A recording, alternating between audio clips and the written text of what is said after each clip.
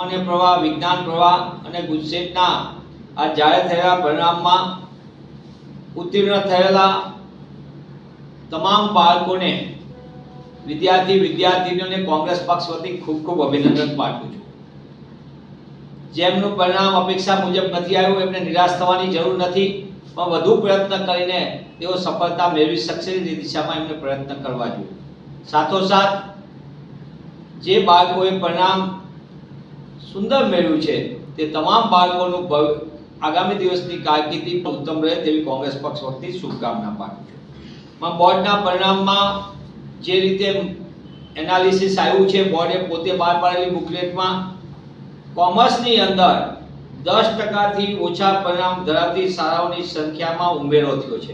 એટલે ગત વખતે 19 શાળાથી આ વખતે 21 થઈ। સરકારને વિવાદ થયો તો 0% વાળી શૂન્ય પરિણામ ધરાવતી શાળાઓનું દર વખતે કોલમ આપવામાં આવતું, આ વખતે 0 પરિણામ ધરાવતી શાળાનું કોલમ જ કાઢી નાખવામાં આવ્યું છે, જેથી કરીને માહિતી આપો તો એનાલિસિસ થાય ને।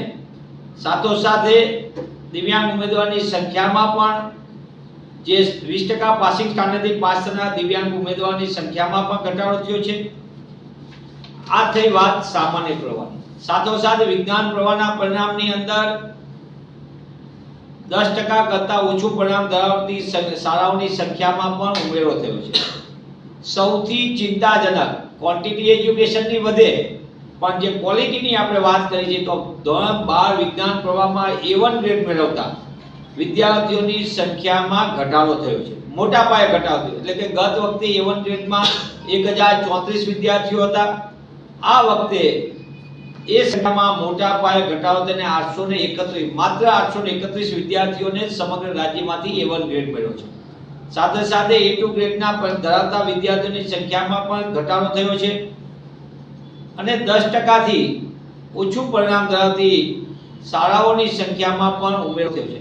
આમ સમગ્ર દ્રષ્ટિએ પરિણામમાં હું આપના માધ્યમથી સરકારને વિનંતી કરું છું કે સરકાર ખાનગી શાળાઓની સંખ્યામાં અતિ ઉમેરો થયો, ખાનગી શાળાઓને કોચિંગનો રાખલો ફાટ્યો, પણ જે ક્વોલિટી એજ્યુકેશન માટે ચિંતા કરવાની જરૂર છે એ દિશામાં પણ સરકાર કશું વિચારે તો એ આવકારદાયક રહેશે।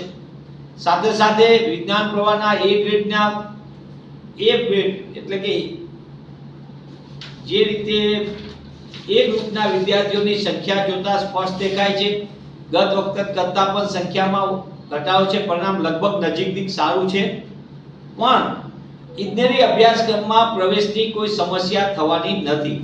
હા, કોઈ સંસ્થાની પસંદગી અને વિદ્યાશાખાની પસંદગી માટેની નિશ્ચિત હશે, એમાં થોડોક ઘસારો થશે, પણ ઓવરઓલ જોઈએ તો રાજ્યમાં ઇજનેરી અભ્યાસક્રમની ઉપલબ્ધ બેઠકોની સામે વિદ્યાર્થીઓની સંખ્યામાં મોટા પાયે ઓછી સંખ્યા હોવાથી પ્રવેશની સમસ્યા દેખાતી નથી કે જેથી કરીને ખોટી દોડાદોડી કરવાને બદલે શાંતચિત્તે વિદ્યાર્થીઓએ પોતાની રસ રુચિ પ્રમાણે અભ્યાસક્રમ પસંદ કરવા માટે પણ હું વર્ષોથી કામ કરું છું કારકિર્દીના માર્ગદર્શન માટે। એટલે હું વિદ્યાર્થીઓને મદદ કરતા બની રહે તે દિશામાં ધ્યાન દોરી રહ્યો છું।